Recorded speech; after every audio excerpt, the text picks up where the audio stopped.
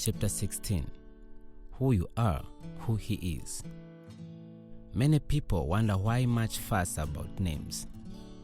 After all, a rose even by any other name will still smell just as good. However, regardless of the truth of this rose analogy, it is important to note that names have power. The funny thing is that we often try to become the people we are told based on the description of our names. Rachel and Jacob had a son. Rachel's reality drove her illusion to name her son Benon, son of my pain, since this was the situation she was going through. However, Jacob saw the situation as a passing season. He thus debased the name and changed his son's name to Benjamin. I remember when I first found out that my name is in the Bible and I can sing. What? I share a name with the person who happened to be praising. The good thing is that I am a worshiper too. Coincidence? Understanding yourself and what you want people to know you for helps you to allow what is positive and what people can call you.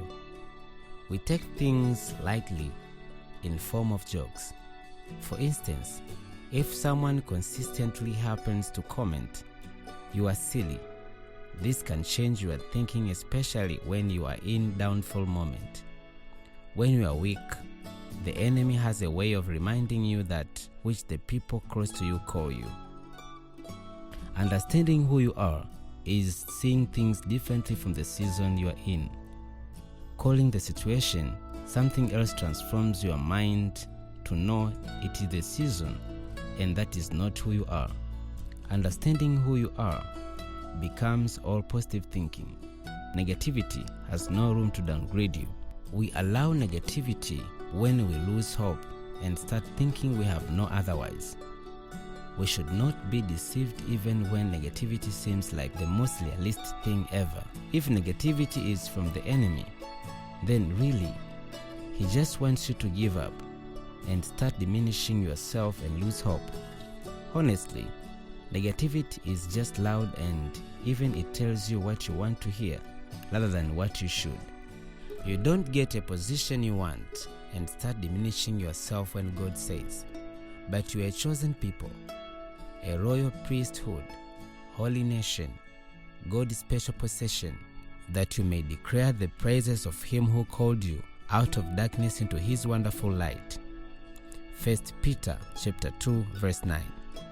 Let's dwell on God's special possession. While the enemy is telling you you are nothing, God is saying something special to you. He even have a full custody of us. Special possession, being a special possession to declare his praise, is part of who you are. You are chosen and called to be the light. How do you then know who you are? To me, in whatever you are doing, just shine and show God in you. Be a star shining better in the dark in places with no light or someone in sight. You are still shining. When you know yourself and have a strong personal identity, you don't have to explain yourself. Moses was told to tell the Israelites, "I am who I am has sent you." Exodus chapter 3 verse 14.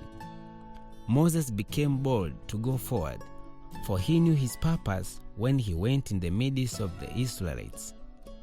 Remember, we are created in God's image and likeness. When you have "I am," you cannot be convinced easily. You stand on what you know and believe in, and remain steadfastly focused on your purpose. Using our power can change our perspective and the way we handle things. You may have come from a background where everyone is negative towards your life, and they might be the closest thing you have. Do we settle to what they tell us? To understand yourself, you have to know seasons and changes. Do not dwell negatively. Dwell in a season that no longer makes you happy. Speak positively to the season and call it something else that you would desire it to be. I may not know who I am fully. I may mistake along the process, and I may still be getting to know who I am. For Jesus himself did not entrust himself to them because he knew that was in man. John chapter 2, verse 24. The transition of becoming who God meant you to be begins with the transformation and the renewal of your heart and mind. The Bible says in Proverbs chapter 23, verse 7, "For as he thinks in his heart, so is he." So the situation may or may not change, but we can definitely change our attitude over it if we can get transformed by the renewal of our mind. Once you fully understand who you are and who God is, then you will freely surrender the steering wheel of your life to him. This removes you from the control tower of your life, and God takes up that position. Keep on building yourself. When you are done, I will break you and build you into what you should be. I am the potter, you are the clay. Often, we love to be in control because we think we have it all mapped out. We, however, have to note that not all roads are straight. We have to turn or even rivers to get on track. We don't realize we haven't let go and let God because we find ourselves trying to find solution to our problems. Isn't that the truth? I often say, God help me through this situation, but I still find myself trying to have a backup plan. Since God may not come when I want him to, I tend to quick fix things by self-talking to myself and guessing that if I did this, it would go this way. The motivation behind it is often, well, I prayed about it, but you haven't said anything yet.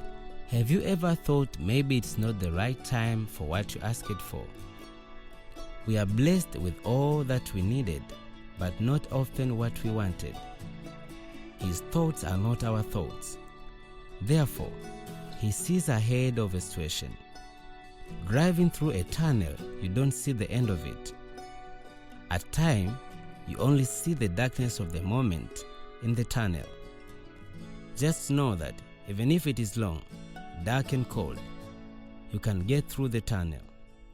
This is the amazing thing when it comes to surrendering control to God. You know, yes, it might be cold, it might get lonely, or it just might be long, but you will get through it, not knowing how or when. Just drive on through every door you access. There is an exit times and season change. Think about a baby and its parents. When the child is put on the booster seat, they have no worries. They feel at peace knowing their parents will take them to high places with a purpose.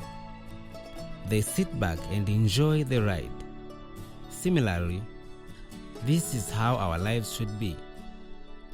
We don't see tomorrow, but we give control to the one who knows our tomorrow.